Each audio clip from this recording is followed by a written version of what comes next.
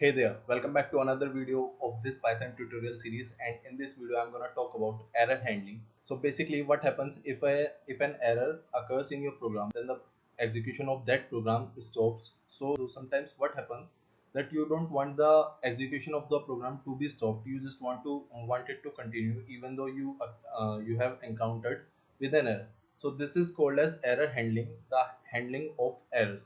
So now without wasting any more time, let's get into the video. So let me give you an example of error handling. Let's say we divide a number by 0. So if I am gonna run it, it is going to give me an error. So it is showing division by 0. This was a very basic program and this error is known as zero division error. Okay. Now let's make a function to understand this concept more clearly. Def division, and I'm gonna okay.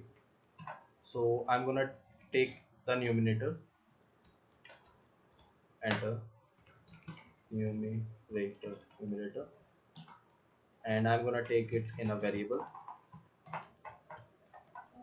as an int, and also I'm gonna take the uh, denominator.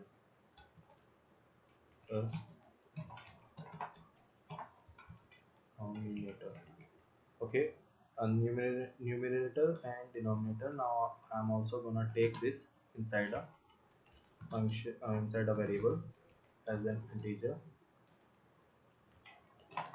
input, and yeah, denominator. Now what I'm going to do, I'm going to do the division num divided by dnum, and I'm gonna print the answer. Now let's run this program divi hash division. Let's call the function, and I'm gonna give 4 5. So in this case it is giving me 0.8 and it is not giving me any error. Now let's suppose uh, I give 4 and then 0, then it will give me the same error that it gave me here, zero division error. So how can we not stop the execution of the program like it did in this case? So for this we have try and except block in Python. So what I am going to do, I am going to write try and then use the colon. Now I am gonna give the indentation because all of this code now belong to this block try block. Okay. Now what I am going to do is I'm gonna accept. I don't know why its name is accept, but it should be accept, but it is accept, and zero division. Let's just say for accept for right now. And what I am going to do, print um, division by 0. Okay, so now let's run the same program. So if I give 4 and 5, it is not going to change anything, but if I give 4 and 0, then it is going to show me division by 0, and the program did not stop because of an error.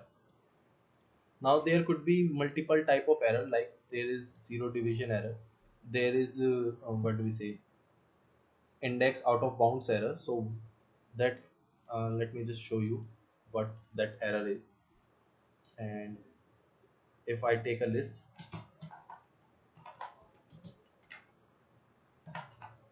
1 comma 2, now if I try to access the element third in this list, basically the second index, so it is going to give index error.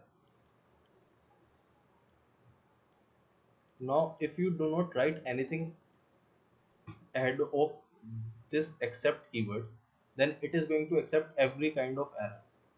Okay, but if you want to accept like a specific kind of error, then you need to provide that specific name. For example, in this case it was zero division error. And let's suppose you are also doing this in this program. So what would happen is that you will create another except block like this, and here you will write index error. So that index error will take your control. After that error will take your control here, if that is an index error, because this is an zero division error, so this will take the control to this place. Okay, so I hope you understood these concepts. Now let me just remove it. Now there is another block which is called as finally. Let me just write it, then I will tell you what it is. uh, I am in finally block. Okay, now let's run this code again. Give 4 and 5. Now you can see here the code executed successfully, and this division by 0 error did not occur. Okay, but it still printed I am in finally flow. Now let's make the error this time 4 0, and you can see here it is shown like division by 0 because there was an error, and it is still printing I am in finally block. Why it is that? Because finally blocks run every time, no matter whether you hit or encounter a error or not, it is going to run every time. So this was it for finally. One more last thing in exceptional handling or error handling.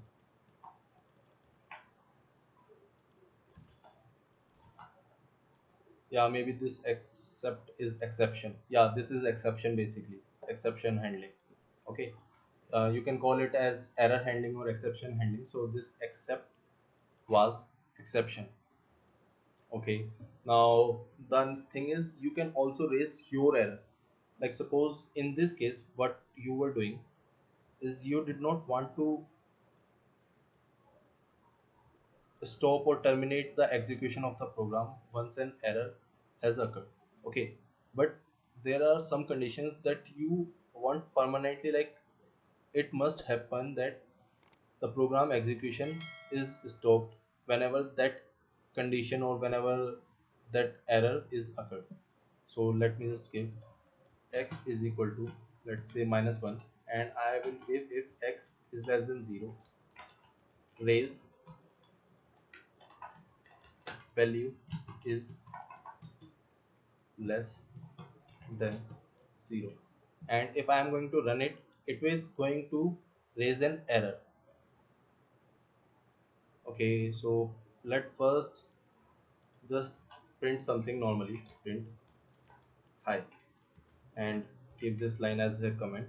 So if I run it like now, it is going to print, oh sorry, it should be greater than. If it is not just running this line and it is not raising any error, but if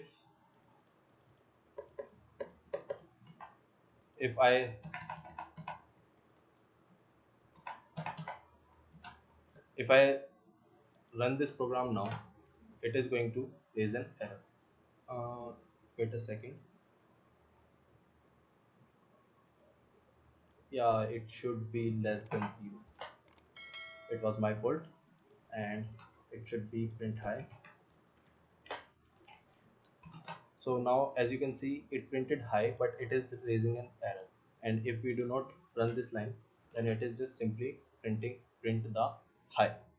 So this was it, all about like exceptional handling or try catch finally block, try except finally block. And I hope that you understood all the concepts. So I'll see you next time, and thank you for watching.